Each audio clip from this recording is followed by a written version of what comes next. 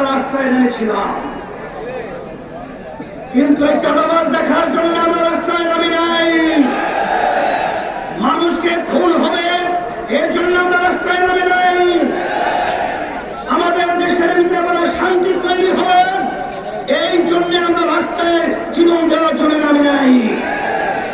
আজকে আপনারা দেখে নেন, যারা ক্ষমতা প্রেমিক রয়েছেন, আজকে সারা বাংলাদেশের আজকে মানুষের অবস্থান তাকিয়ে তাকিয়ে দেখেন যে আজকে এই সমাবেশ থেকে চাঁদাবাজদেরকে না শব্দ বলে বাংলার জমির থেকে উৎখাত করবে।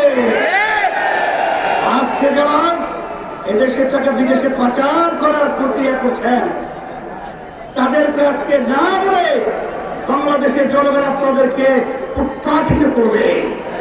সাথে সাথে আজকে আমি সকলকে একটা আহ্বান জানাবো, আমাদের দেশ নিয়ে বিভিন্ন ষড়যন্ত্র চলছে।